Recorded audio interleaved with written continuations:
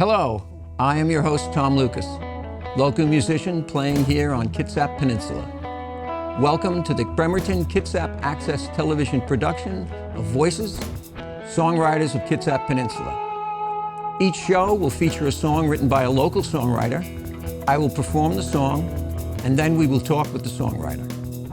Our first song is called Voices by Brillhart. Welcome to the show.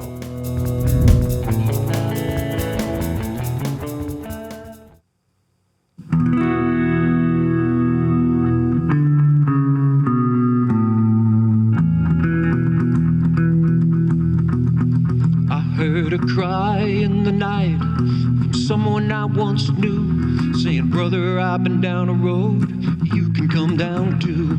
But I turned and walked away, and I headed for the light.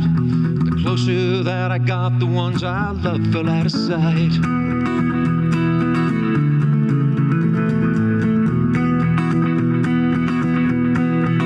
So many backs seem to turn when you see things differently. You go against the world in an attempt to simply be.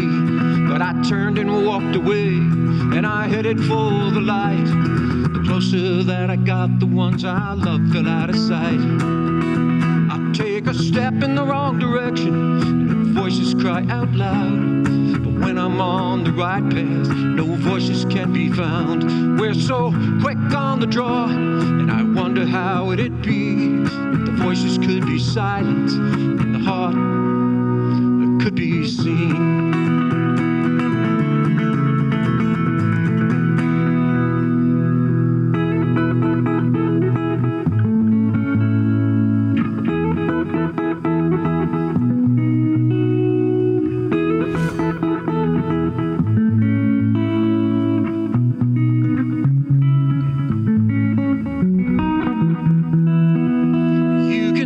Against the mountain in attempts to make it move, but if you seem to stumble, every finger points at you. We're so quick on the draw, and I wonder how it'd be if the voices could be silent and the heart could be seen.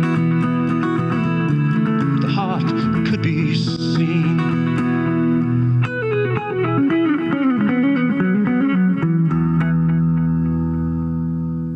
The song you just heard was written by today's guest, Brillhart. After talking to the songwriter, our show will end with the original recorded version of the song. I would like to welcome Brillhart. Hello, Ty. Thanks for coming today. Thanks for having me. I appreciate it. I wanted to tell you that it's no coincidence that the show is named Voices and your song is named Voices because you were the first one that actually responded, and I thought it was a great name. The first question I had to ask you was your inspiration for the song. Sure, and it was one of the first songs we did as a band, one of the first I wrote for the band. So to be honest, I don't really remember exactly what the inspiration was at the time, but it's been a little bit prophetic, and I say that kind of jokingly as we look at the world and all that, but you know, we have the cancel culture that is all over the place, and the song is about just speaking out on what is right and what is true and what is good.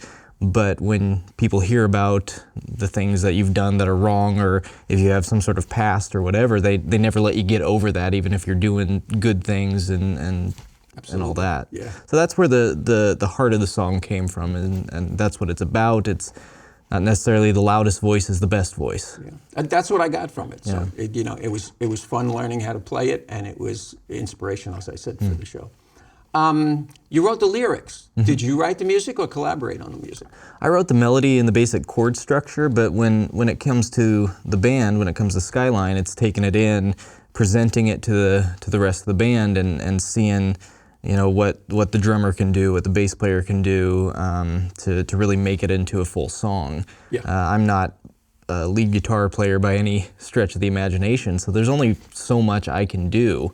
And I've always been a big fan of seeing what other people can bring to the table musically when it comes to my own songwriting. Yeah, well, I think that's the nature of bands. The stuff morphs from the go to when you finally get it out there. Yeah.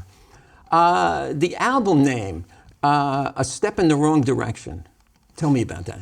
Yeah, we had originally we were originally going to call the album Starting Fires. It's the first track on the album. And we thought that was kind of a cool album name.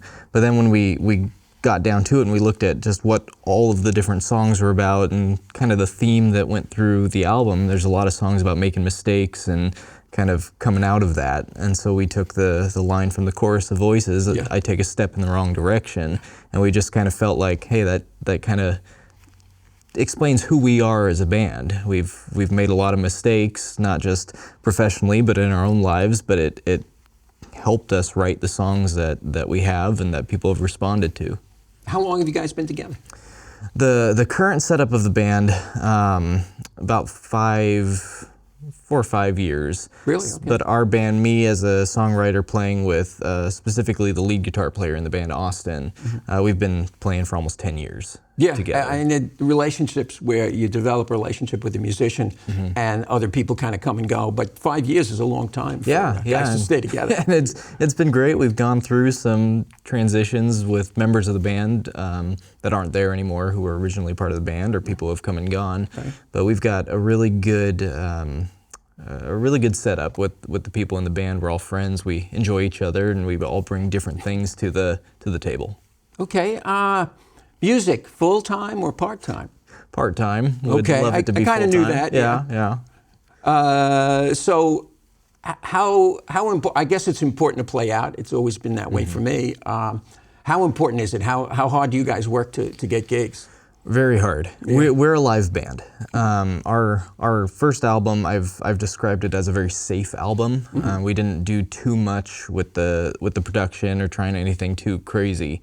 But when we get up on stage and we're able to perform the songs that we have, there's a totally different feel on stage than there is to the album. Okay. We're very energetic on stage. We like to perform, and so I think that comes out, and we just like to take as many gigs as we can.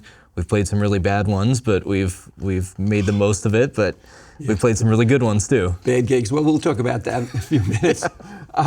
So one of the things that we've seen in the music industry over the last 20 years is a dramatic shift away from what making it is. How do you define making it? I mean, for you, is it bigger venues with more people? Is it's more gigs, better paying gigs, or maybe a tour? Yeah, I think that can be kind of a loaded question. For sure, if we got a record deal and went on tour and we're playing all the big places, I would definitely say we made it. But for me as a songwriter specifically, making it is having people respond to your music. Okay. You know, people that aren't part of your family or your close friends who come up to you or send you a message on Facebook and just say how much they appreciate the songs or like the songs or whatever it might be. We have one song called Season of Fall, which has almost 50,000 streams on Spotify, which is, 50,000 more than all of our other songs have on Spotify. Okay. But that all came from Instagram. People were posting fall fashion and fall recipes and all that, and they were just using our song in the background on that, and we noticed it, and it was just really cool. For that, we made it at least that far. Okay. So I think making it is just where you are and what impact your music has had. Sure. Did Spotify send you a check yet? We've gotten a few. Okay. Hey, terrific. I just remember a story from Joe Bonamassa where someone he knows, a musician, had 57 million views and got an annual check of $750, and kind of appalled at the amount of payment for so many views.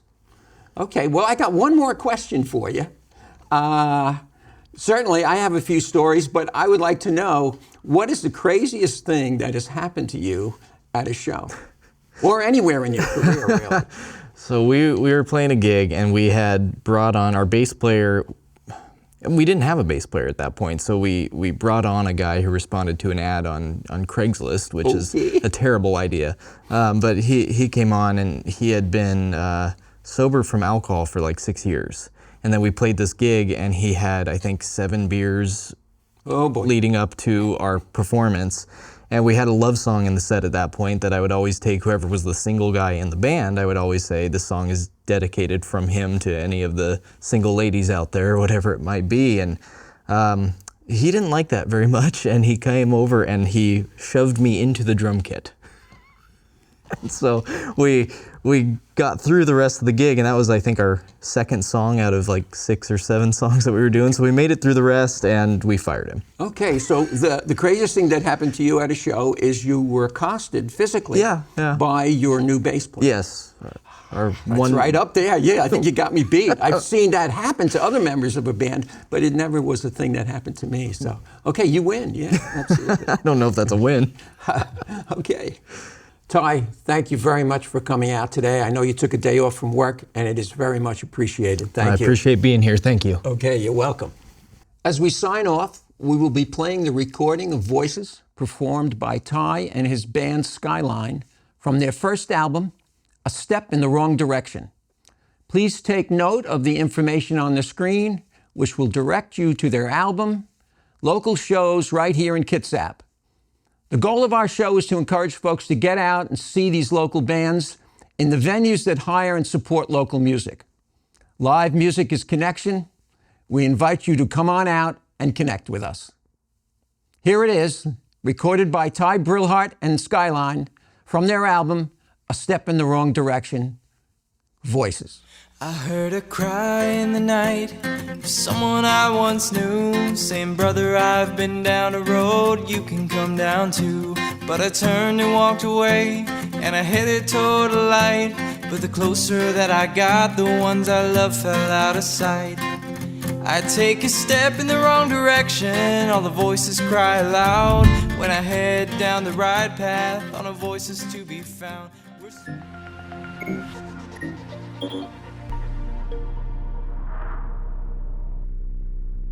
We're